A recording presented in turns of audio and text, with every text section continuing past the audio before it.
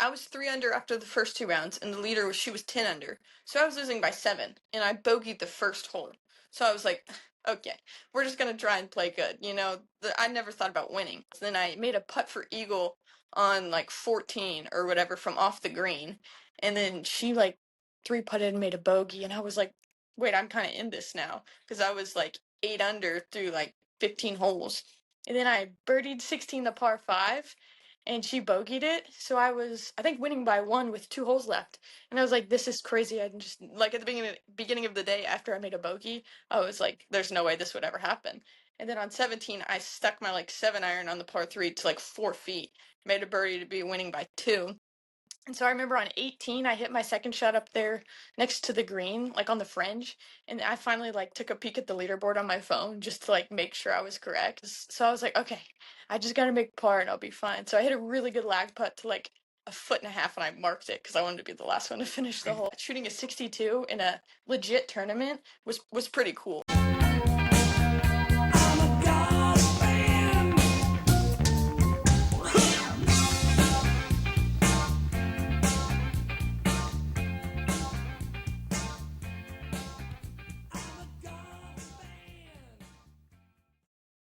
Welcome back to this week's Cart Barn podcast. We are excited to welcome in Gabi Nicastro. Gabi, welcome. Thank you so much for having me. It's a pleasure to be here.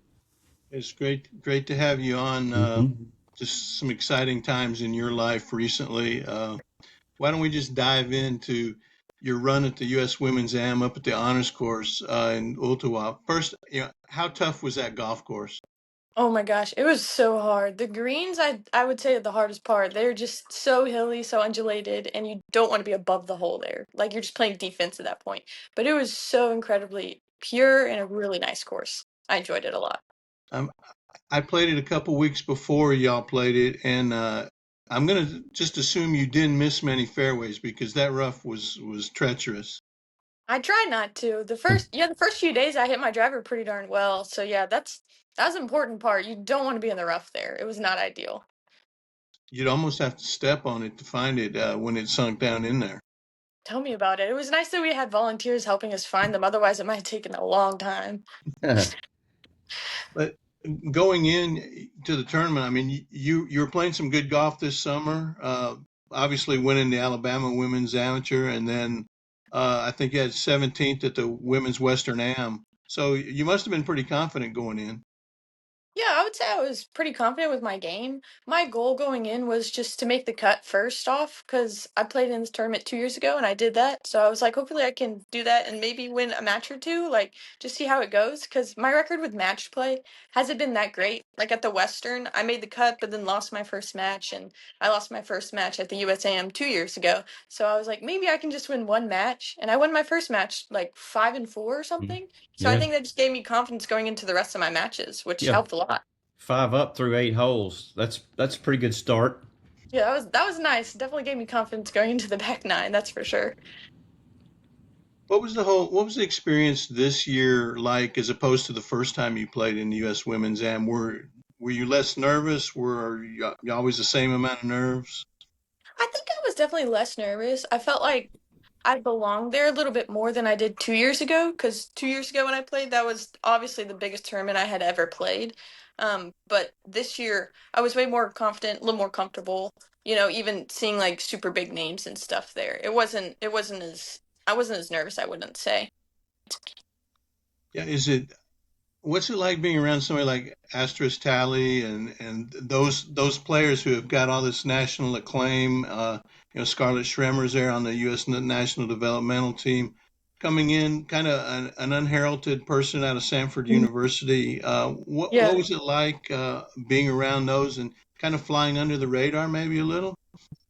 Yeah, it was pretty cool. Like, I mean, seeing people like that there, because, I know Rihanna Malexi, she won that 2 years ago, and Astros, I like to see all these really, I guess, famous girls all around, and I'm just like, yeah, and I'm here with them. And it was pretty cool to be there. But I felt like the underdog, so there was less pressure on me going into the tournament, which was really nice. I didn't feel like everybody's eyes were on me, definitely not. They were all on those people, so I felt like I could kind of slide under the radar, like you said, which was pretty nice. It was a little less pressure, which I didn't mind. Yeah. But as the week wore on, you kind of started to get a lot of the media attention, and people started paying attention to Gabby. How was that? That was pretty cool. Like I didn't really expect it, but after a few matches that I won, people like one guy started to ask me questions and he was like, "Can I like interview with you and stuff?" And I was like, "Sure, I guess. Why not?" And that was kind of cool to get my name known and people obviously on TV were on TV, so people were talking about me and just like how my ranking was, much higher than everybody else's and they never really heard of me and how I went to Samford and they were all like, "Not Stanford, Samford." And I was Mhm. like, yeah, that's where I go. But no, it was pretty cool. I enjoyed it. It was something I wasn't really used to, but I thought it was pretty neat. Well, that first one was a really good win. Then you had to Hmm. go extra holes in round of 32.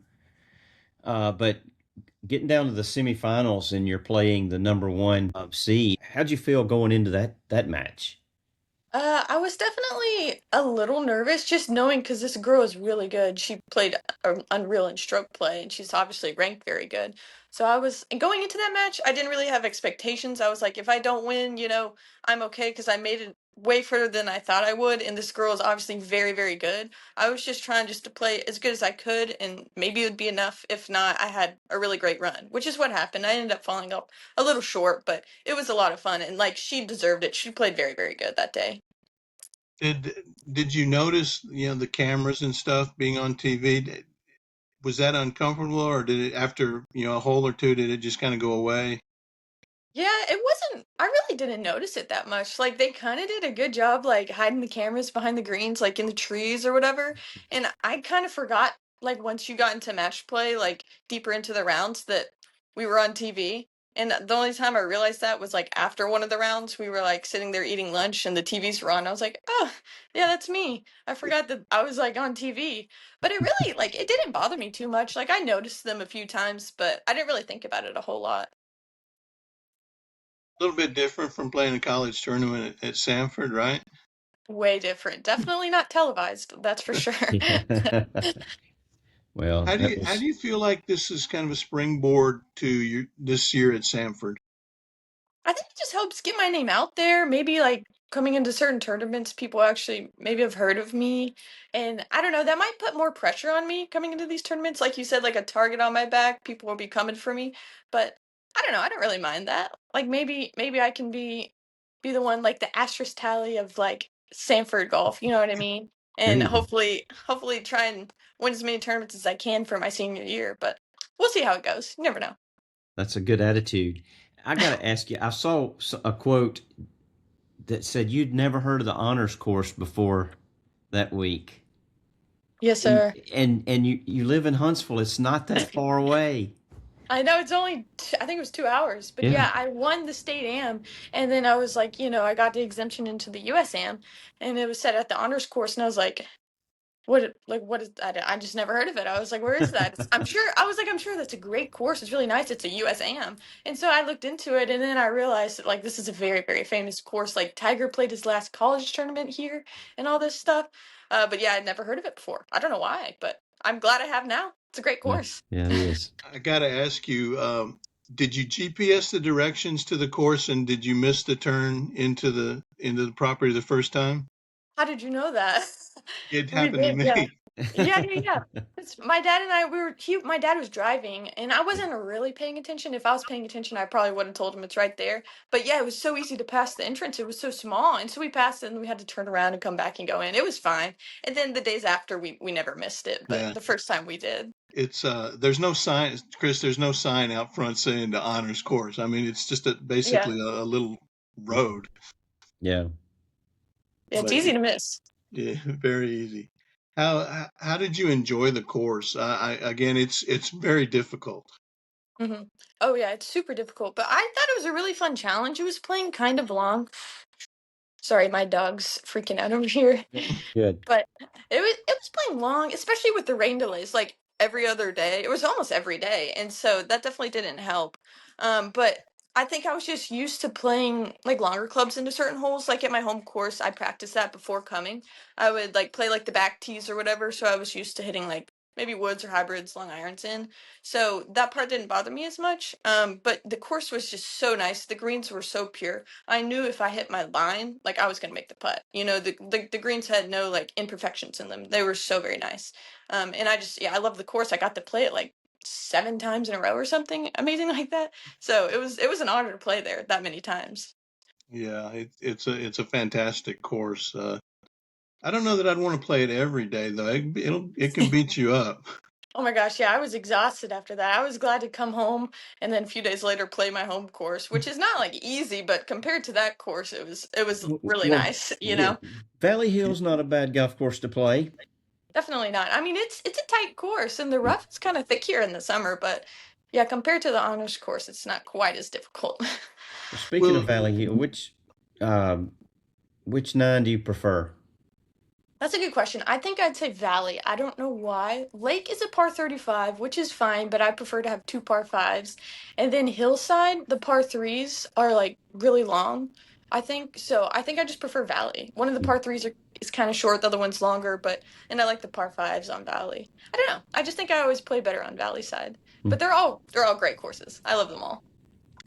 I do think they need to level out the green on hill, the par four up the hill. Oh, hole five? Yeah, Oh yeah, I that's think my they need least to favorite level hole. that green out. I agree. That hole is so difficult because you'll hit in the fairway and have a straight downhill lie into this green that's just very slopey and very difficult. Even if you hit the green, you're just trying to two putt half the time. So Yeah. Yeah. yeah, it's not an easy hole. Do will your finish at the U.S. Women's Am? Will that open doors to other amateur events going forward? I don't know. I would hope so. Well, so how I finished did exempt me into the next 2 years of the USAM. Next year it's at Pinehurst, and then the next year I think it's somewhere in Massachusetts or something like that. And I didn't even realize that until after the first nine of the semis match. We had to quit because it was getting dark, and one lady that works there, she told me that I had been able to get into those next two tournaments, and I was like, oh, that's great. I had genuinely no idea. And so that was pretty exciting that I don't have to even try and qualify next year for it. And it's in Pinehurst, which is just amazing. The history there. That'll be pretty cool to go there and play course number two. But other tournaments in that, I'm not sure. I mean, hopefully it'll help me get into something if I can continue to play well. But yeah, we'll see how it goes. Well, you want to step back in time a little bit and tell us how you got started playing golf and when you started? Yeah, sure. Well, so the first sport I really played was softball, and I loved it. I think I probably started when I was about 6 years old, and I played till I was about 9 or 10. And then in the summers, I would occasionally do like a little golf camp with my older brother. He's a year older than me, we would do that for like a week in the summer or whatever. But I was never really super into golf until I think I was 10 years old. My dad took me and my older brother to the golf course, and he played baseball, and I played softball. And my older brother was like, I think I want to do this instead of baseball. And then I do everything he does. So I was like, okay, I'll change from softball to golf. And I'm glad I made that decision. So ever since then, I think it's been a good decision for me because I love golf. Softball's great too, but I think golf took me to further places than softball might have. And it's been pretty cool so far. And when I was 14, we moved to Valley Hill. So I live on Lake Number 1, which I think helped tremendously with like my golf career and things like that. And my swing coach is Craig Bachand up at the Ledges, and that's like 5 minutes from me. And he's helped me tremendously with my golf swing. So all of those things plus numerous other things have helped me a lot throughout my like golf career so far. What is it about golf that you fall in love with? I think to me, it's like a never ending puzzle. Like, you're never going to completely figure this game out, but I just love trying every single day to try and figure out little bits and pieces if I can. And it's different every day. Like, no matter, even if you play the same golf course, the pin locations are different, the wind, the weather, the grass could be longer, shorter, wet, dry. And then you also play different courses like all the time. And I just think that's so cool because most other sports, like a basketball court, it's the same every time, or a football stadium, it's 100 yards exactly, like every time. But a golf course, they're like always different, and I just find that so interesting to me. And it's just like, yeah, never ending puzzle that I'm trying to figure out every single day. Did you change out any clubs specifically to the honors course, or did you just keep your regular set? I kept my regular set. I did have a tailor-made putter that I got in November, and I was using that all the way, let's see, until like the beginning of summer, like May or so, and I just wasn't putting great with it. So I went back to my Scotty Cameron putter that I mentioned. But I went back to that probably at the beginning of June or something like that. So been playing with it again for a little while. But yeah, everything was the same, and I liked how I have my 5 hybrid instead of a 5 iron because I hit that much higher than my 5 iron, so it actually like stays on the greens. Because the greens at honors course were relatively firm, even though it was raining a lot. Like it was hard to keep it on the green sometimes, so I needed that extra height for sure with like longer clubs in. So is the other putter going to come out of timeout anytime soon, or? I'm not sure. It depends. If I start putting bad with my Titleist, then probably.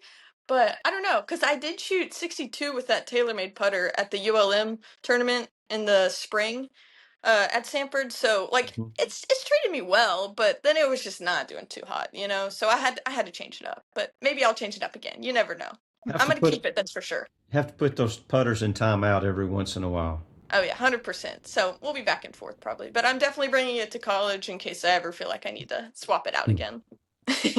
What I love talking to you is you enjoy free stuff like the rest of us, grabbing a bunch of tees when they're free, grabbing ball marks when they're free. Tell me about it.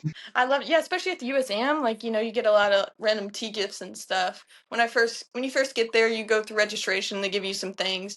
And then the lady was like giving me a little tour of just the clubhouse and stuff, and she showed me my locker. She was like, "And here's your locker." And I was like, "Oh, great."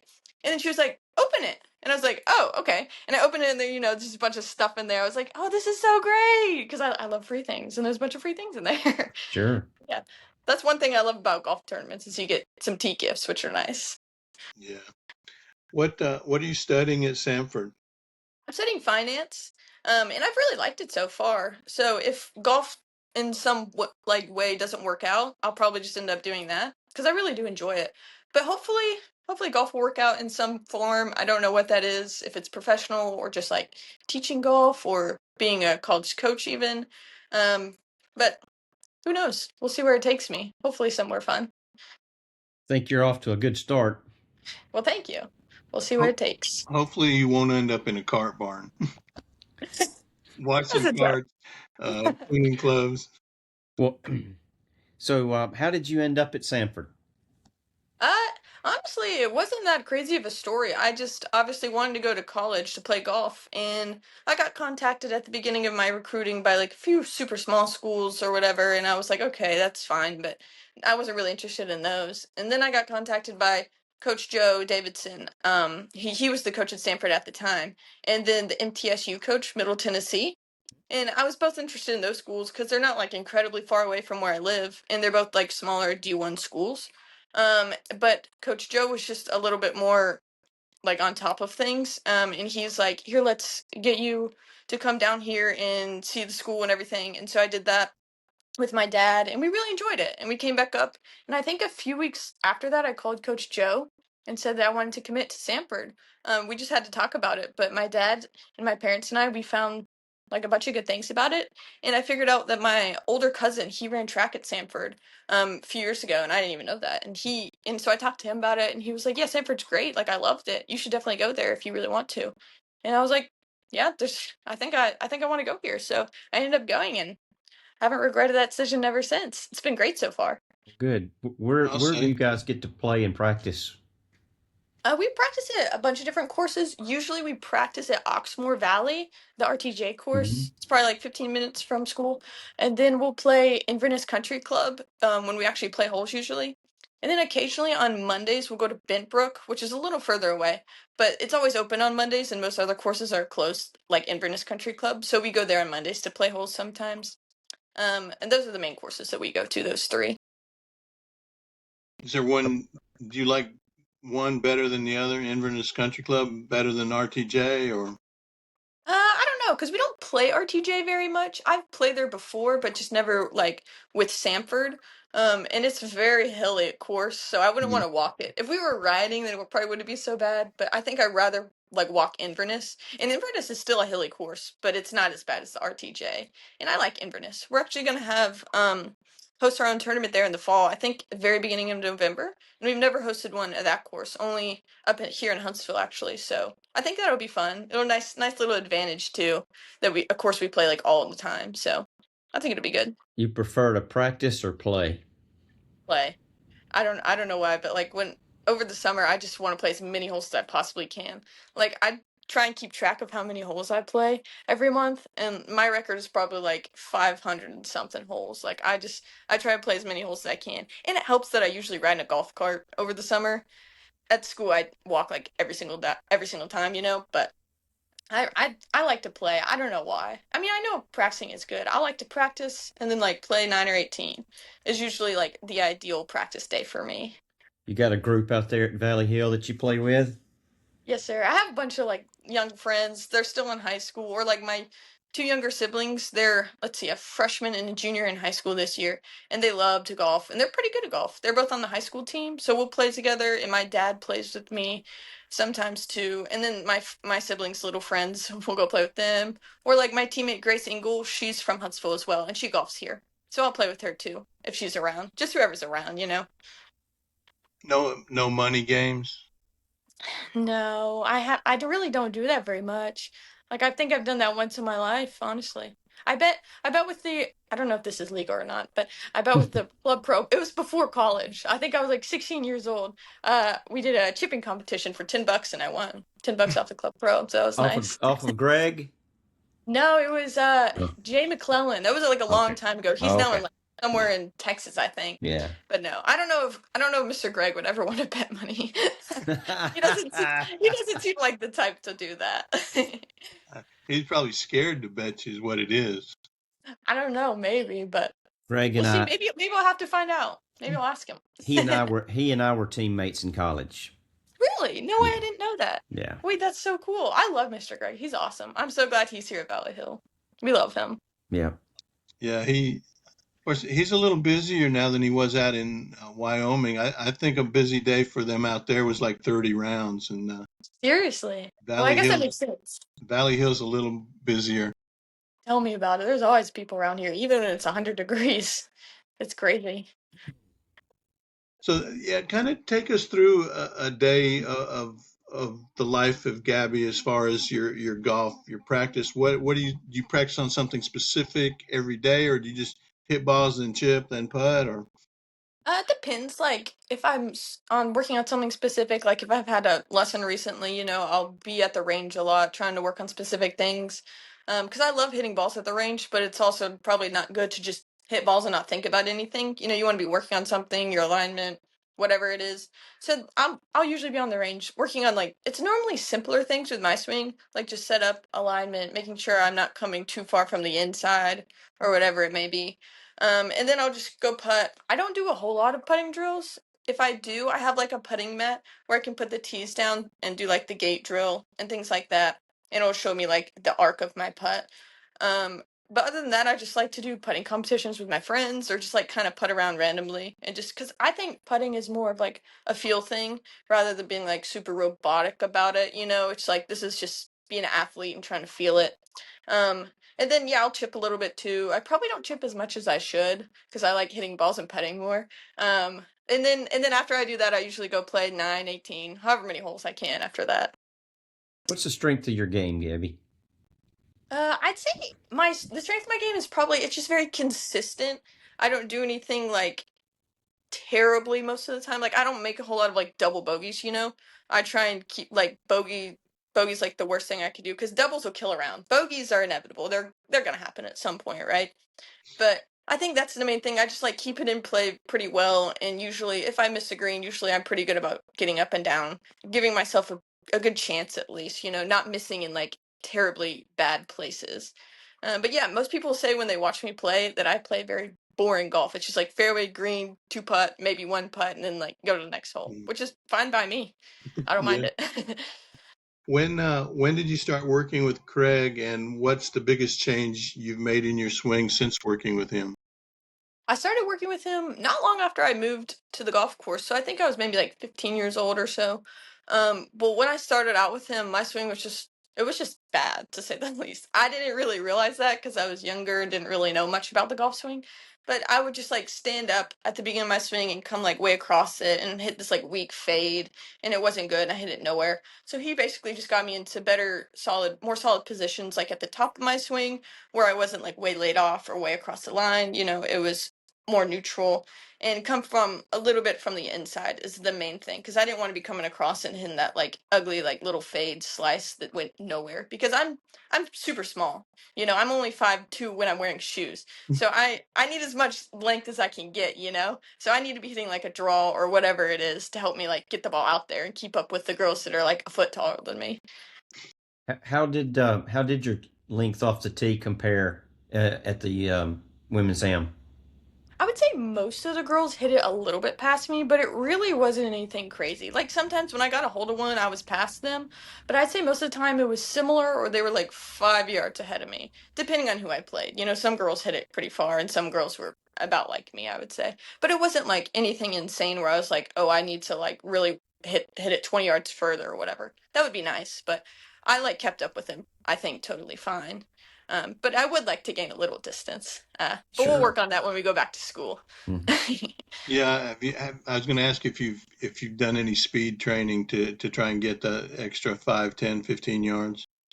I have at school a little bit, especially with Coach Joe. He had us do that with those like speed training sticks and things like that, but nothing like seriously for a super long time. So I'm probably gonna ask my coach about it, Coach Shane, about it now, because I would like to do that. I mean, it can't hurt.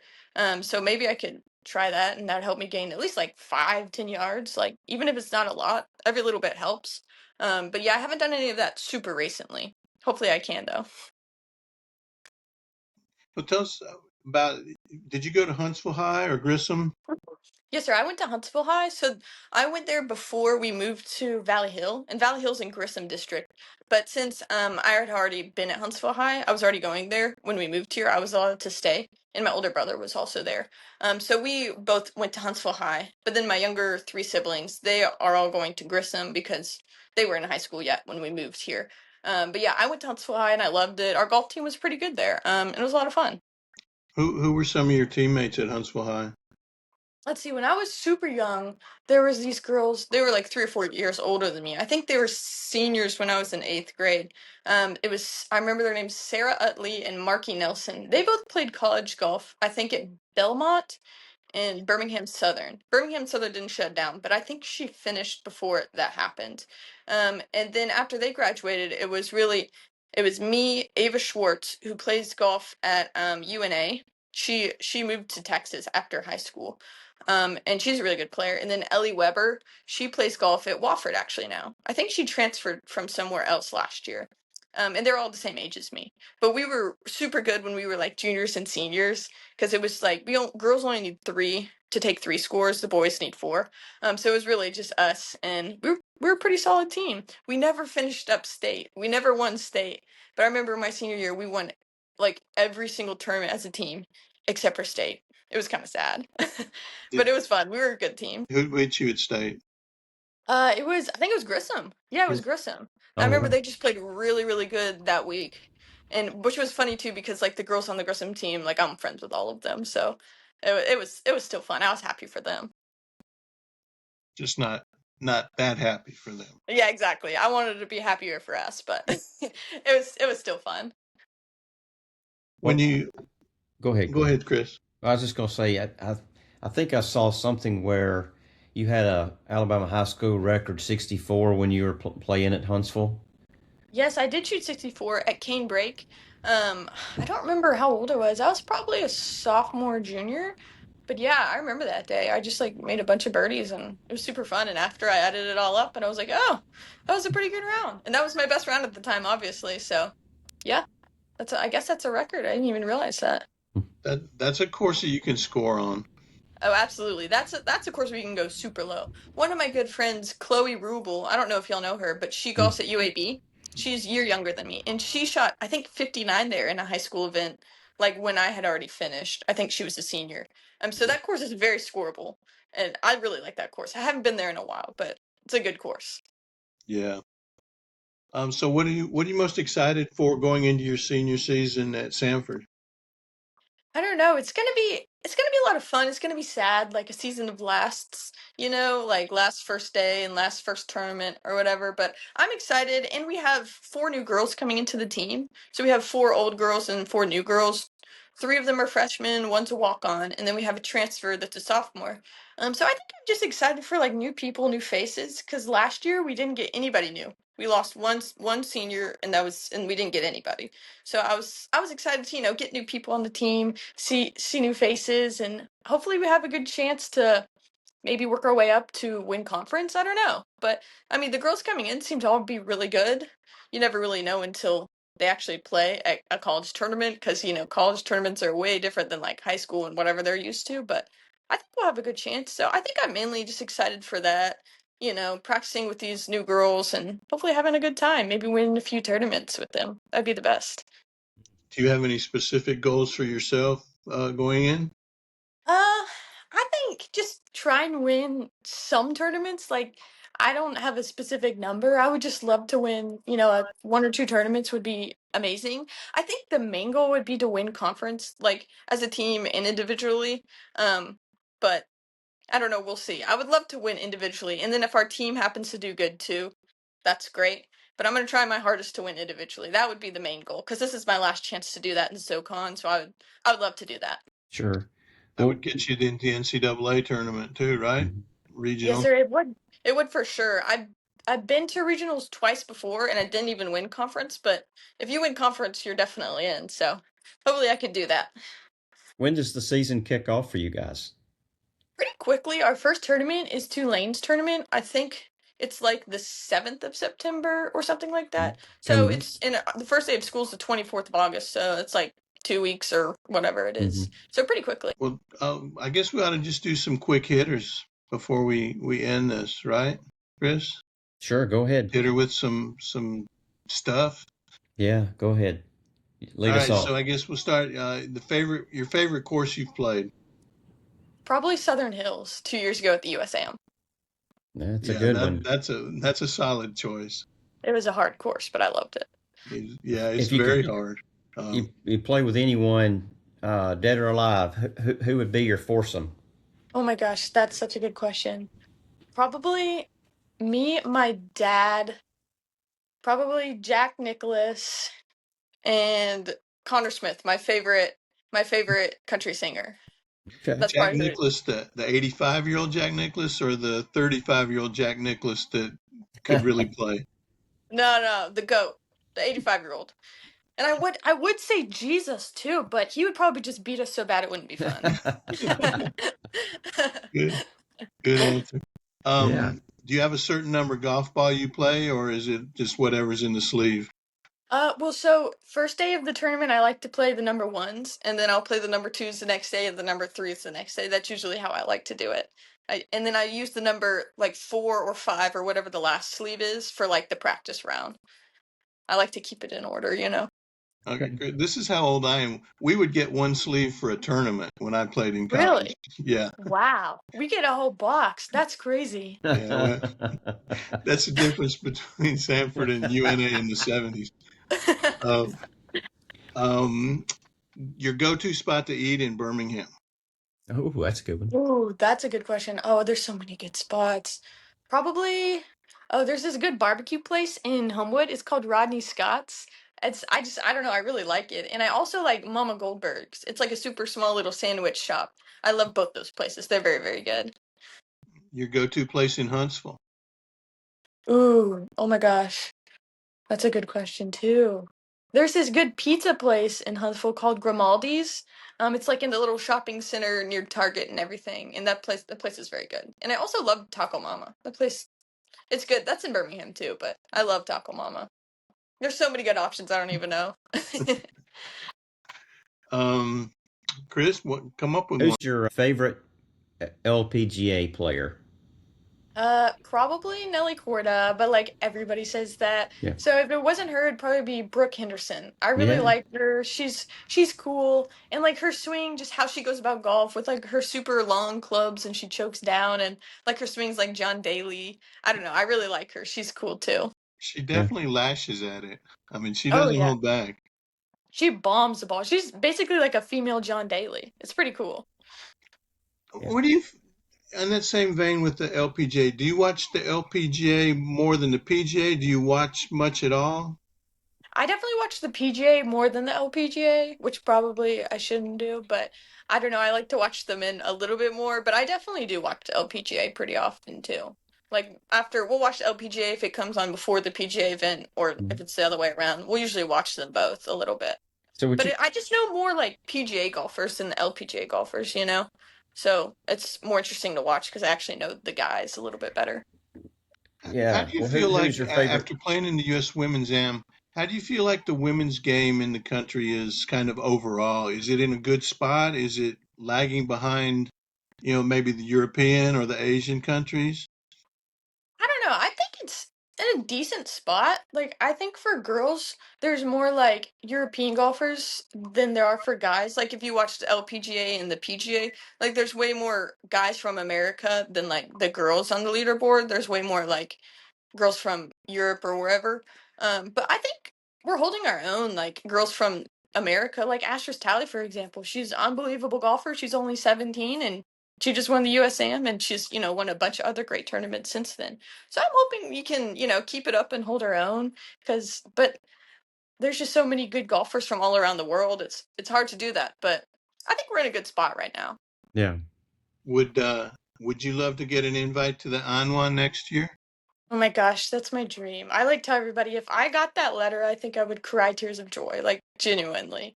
Like that would be the most amazing thing ever. That's what I want to do with my amateur career. That's like my number one goal is to somehow get invited to that. I don't know how, but I'm going to try my best to because that would be so fun. Yeah. What's the coolest thing you've done in golf? Be it a shot, a round, uh, Ooh. driving. Probably, okay, I know what it is. It's probably when I shot 62 at the ULM because I did that on the very last day. And so I was 3 under after the first two rounds, and the leader she was 10 under. So I was losing by 7, and I bogeyed the first hole. So I was like, okay, we're just gonna try and play good. I never thought about winning. And then on the back nine, let's see, I missed two short putts for par on 10 and 11, and then I birdied the next two holes. Then I made a putt for eagle on like 14 or whatever from off the green, and then she like three putted and made a bogey, and I was like, wait, I'm kind of in this now because I was like 8 under through like 15 holes, and then I birdied 16 the par five. And she bogeyed it, so I think, winning by one with two holes left. And I was like, this is crazy. I just, like, at the beginning of the day after I made a bogey, I was like, there's no way this would ever happen. And then on 17, I stuck my, like, 7 iron on the par 3 to, like, 4 feet. Made a birdie to be winning by 2. And so I remember on 18, I hit my second shot up there next to the green, like on the fringe. And I finally like took a peek at the leaderboard on my phone just to like make sure I was correct. Because I was like making sure nobody else was like, coming up there too. It was just me and her. And it was. So I was like, okay, I just got to make par and I'll be fine. So I hit a really good lag putt to like a foot and a half and I marked it because I wanted to be the last one to finish the hole. But that was really cool because I hadn't had a win either like all junior year. And so that I finally like got my win and I was like, "Oh, this feels so good." Especially cuz I really earned that. Shooting a 62 in a legit tournament was pretty cool. So that was a lot of fun. It was an epic comeback, that's for sure. Did you realize how far under par you were going through the round, or were you just playing? I was just playing. Like I kind of knew in the back of my head, but honestly, when it got close to the end, I was just thinking about what my score was in relation to her. Like I was like, "Okay, I'm tied with her, or I'm one better, two better, whatever it was." I wasn't even thinking that I was like 8, 9, 10 under par at the time. I thought about that after, and everybody was like freaking out, and I was like, "Oh yeah, I did shoot 62," but it didn't even feel like it because I missed that day 4 putts inside of 6 feet. So it could have been crazy, and it still was great because like I made a bunch of putts that I shouldn't have made. I guess I made some 30 footers or whatever, so it all evens out in the end. But it was pretty cool. I definitely wasn't thinking too much about the score in the moment, though. Yeah. How hard That's is it to two putt when you know you've got a two putt? It's hard, that's for yeah. sure. But like the nerves, especially when you're on 18. But it was cool because I was like on the fringe. I probably had 40 feet. Like it was a long putt.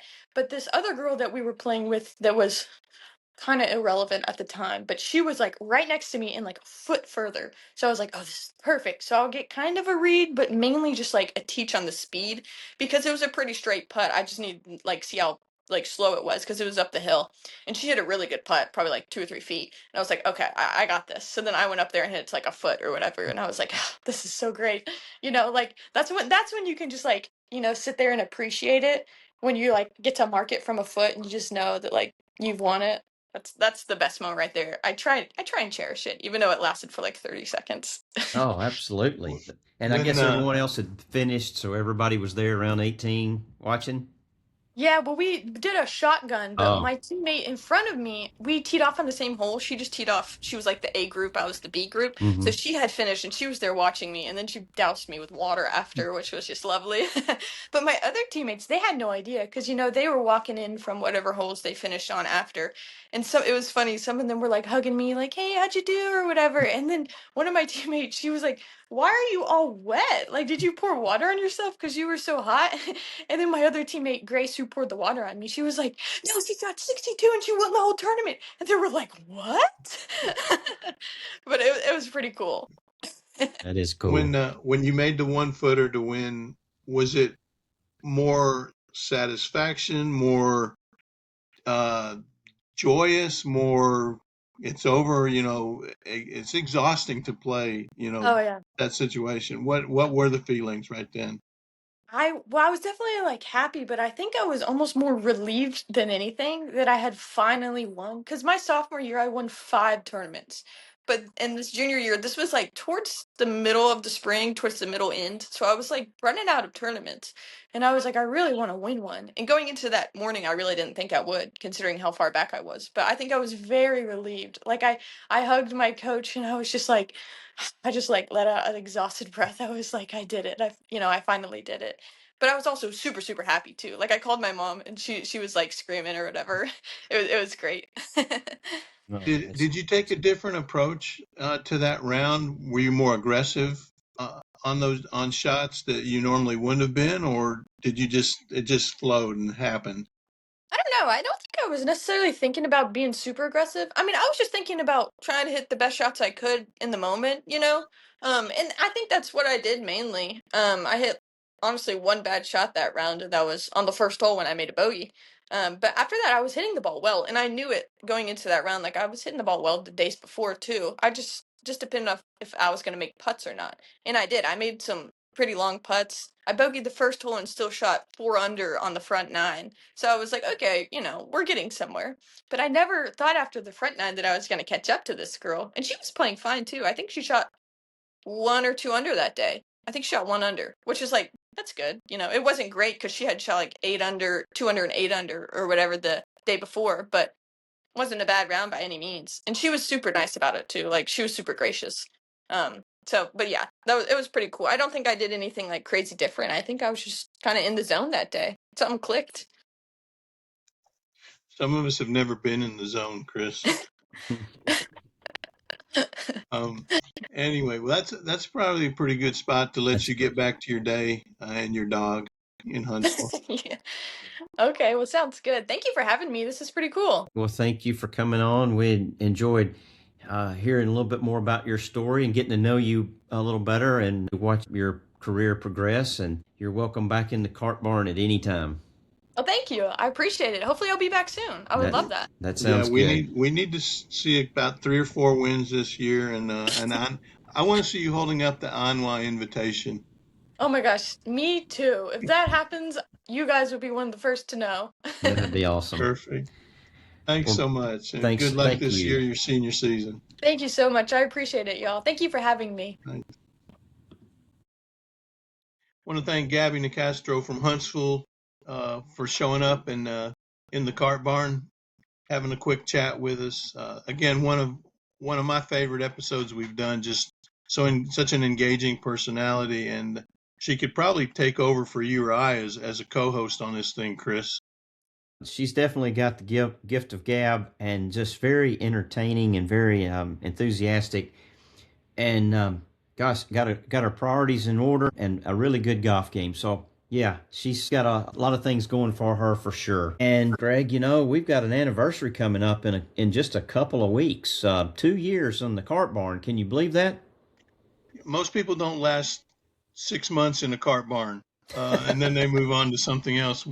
We're still going, which means we either can't get another job or we like the cart barn. So Eh, I like it. That's I why I'm kind of still like it here. too. I kind of like it too. Having fun. Someone asked us the other day if we were running out of stories. So in fact, I think the comment was, "Well, you've interviewed everybody." Nope, we haven't. Not We even have close. not. But we do have scheduled a repeat guest for the actual second anniversary. We've got a couple episodes that will air before then, but Stuart Sink is scheduled to make an appearance in the cart barn for our second anniversary, and looking forward to that episode. Do you think he rolls his eyes every time we reach out to him to join us on the cart barn? Most people probably would, but not Stuart.